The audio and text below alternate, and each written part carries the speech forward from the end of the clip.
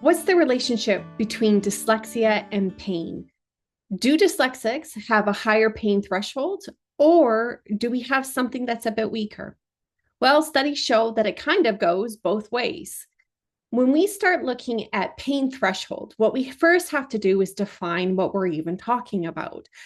And within the sciences, what pain thresholds are related to is the ability to pick up signals within the body.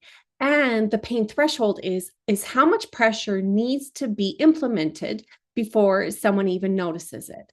What studies show is that dyslexics seem to have a higher need for pain threshold, meaning that we need to have more pressure on our extremities in order to process that there's something even happening to us.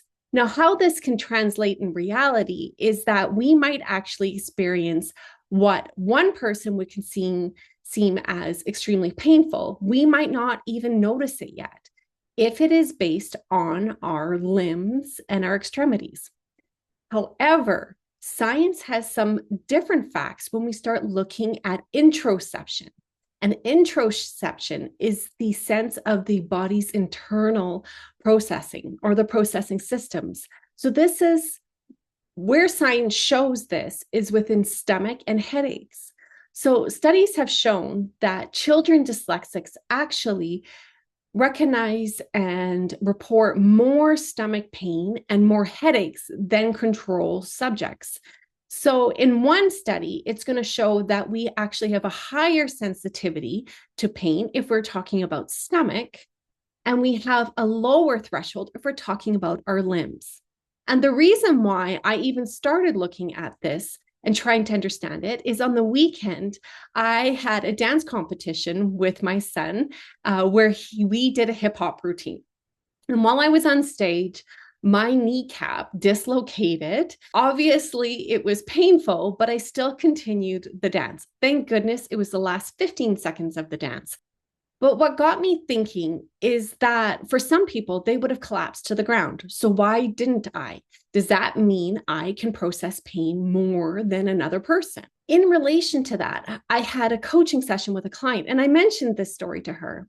And what she had said to me, which had me really think about it, is that those of us who are constantly in pain, and when we think about that with stomach issues or food intolerances, to us, maybe we just perceive pain differently. We just go, oh, it's another pain, but I can handle this because it's not as sharp. It's not as frequent. It's not stabbing. It's just dull.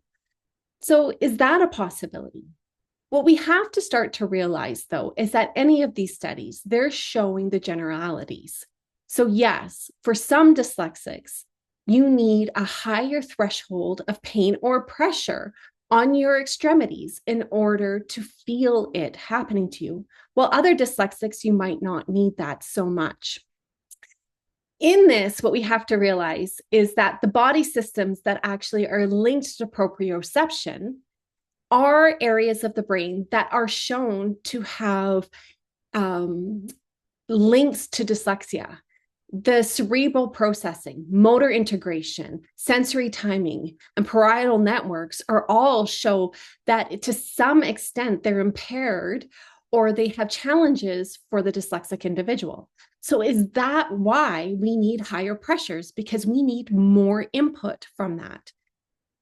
It's a question to ask. And I just wonder, and I would love for you to feel free and to actually chime into this conversation. If you're dyslexic, do you feel that you have a higher pain threshold?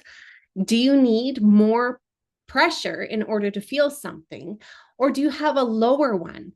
And is it linked to the different areas of your body? So do you find your body senses one and your headaches in your stomach are another? Because I have to say for myself, what the studies show, I align with completely. I have a higher pain tolerance when we're talking about my limbs and my external body extremities. Yet my stomach and my headaches, I get triggered by them pretty fast. Curious, I'd love to know your input.